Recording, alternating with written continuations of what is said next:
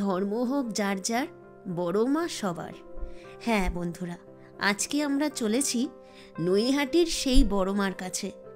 বড় মার দর্শন তো করবই, সাথে আমরা এমন দুটি জায়গায় আজকে যাব যেখান থেকে জানতে পারবো বড় মা বা বড় কালীর মন্দির সম্পর্কিত কিছু তথ্য, যাকে তোমরা বিতর্কিতও বলতে পারো। সো হ্যালো ফ্রেন্ডস, আমি পূজা, ড্রিমস চ্যানেলে তোমাদের সবাইকে স্বাগত। সব লোকেরা আসে পুজো দেয়, মনস্কামনা তাদের পূর্ণ হয় বলে এইটা আগে বড় কালী নাম ছিল, এখন বড় মা নাম হয়েছে। হ্যাঁ, এটা সবার আগে ছিল, এটা ভবেশ কালী নামে পরিচিত ছিল, ভবেশ কালী নামে পরিচিত। আচ্ছা, ভবেশ চক্রবর্তীর বাড়িটা কোথায় জানেন? বাড়িটা একটু সামনে গিয়ে, একটা সামনে গিয়ে কাউকে গঙ্গার ঘাটের দিকে কাউকে জিজ্ঞাসা করলে বলে দেবে। হ্যাঁ হ্যাঁ। তারপর এটা এখন বড় মার নামে প্রসিদ্ধ, দূর দূর থেকে সব আসে জাগ্রত, এখানে সবাই নিষ্ঠাভাবে পুজো হয়, সব কিছু হয়। আচ্ছা,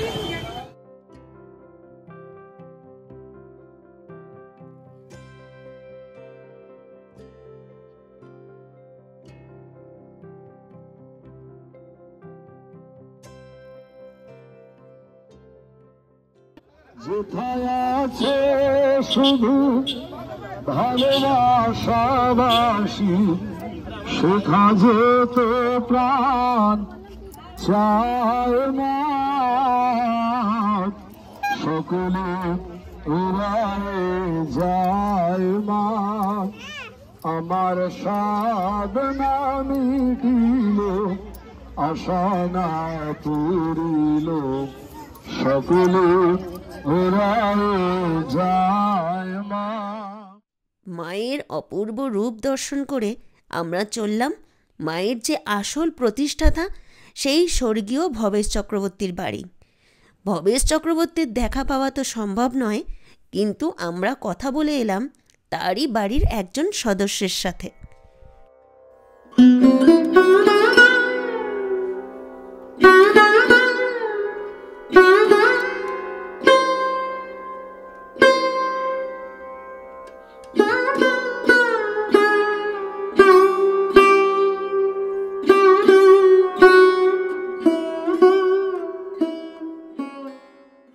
স্বর্গীয় ভবেশ চক্রবর্তী, ওনার সেজ ছেলে, বড় ছেলে সুনীলেশ চক্রবর্তী, মেজ ছেলে অনিলেশ চক্রবর্তী, সেজ ছেলে বিমলেশ চক্রবর্তী, তার স্ত্রী আমি।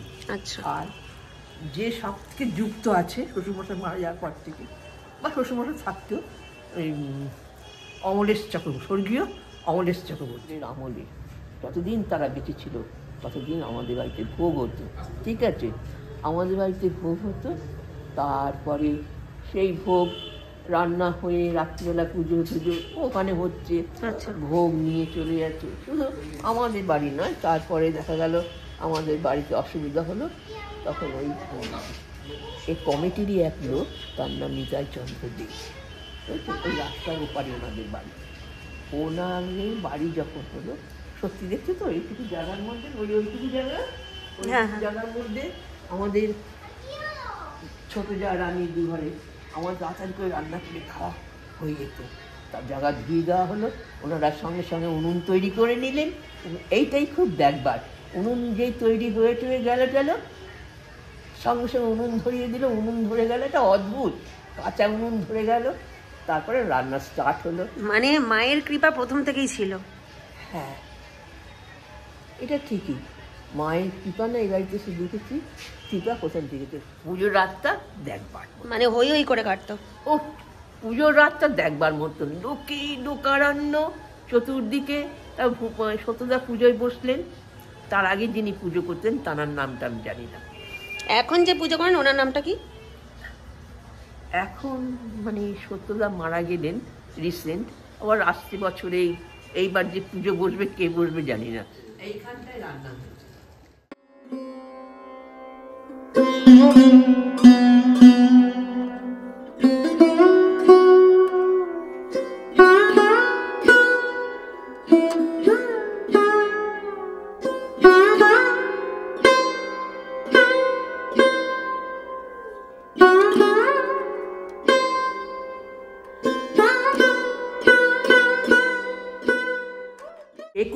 একুশ হাত কালী, যেটা তোমরা শুনেছো, আমি তুমি করে বলে হ্যাঁ ফেললাম। হ্যাঁ ঠিক আছে, অসুবিধা নেই।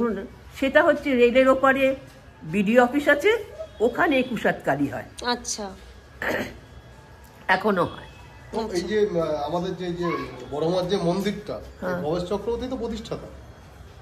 শুধু উনি একা কেন, সবাই অনেকে আছেন, তার মধ্যে উনি।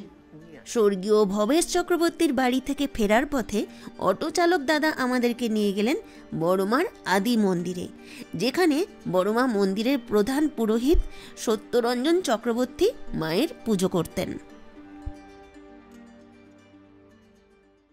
বলছি যে এই মন্দিরটা সম্পর্কে শুনছিলাম এখানে নাকি বড় কালীর পুজো আগে এখানে হতো। অন্য ব্যাখ্যা আছে বলছি।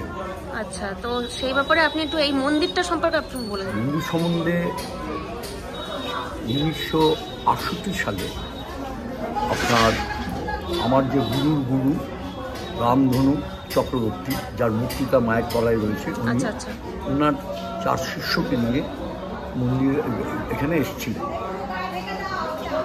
সবই স্থানীয়, যার যেমন গুরুচরণ চক্রবর্তী, যেমন ডাক্তার চ্যাটার্জি, আর আরেকজন হচ্ছে তারালয়ের রয়েছে পান্নালাল, এরা সব মিলে ওদের সামনে বলছে যে এরকম এখানে একটা গঙ্গার ধারে মায়ের মন্দির হলে খুব ভালো। আমরা হচ্ছি মানে তন্ত্র লাইনের লোক, শক্তিমন্ত্রের লোক। আমাদের বলি বিধান মাছ মাংস কারণ দিয়ে পুজো হয় আমাদের। তো আমার গুরুর গুরু তো ওইভাবেই পুজো করে এবং আমরাও তাই করি।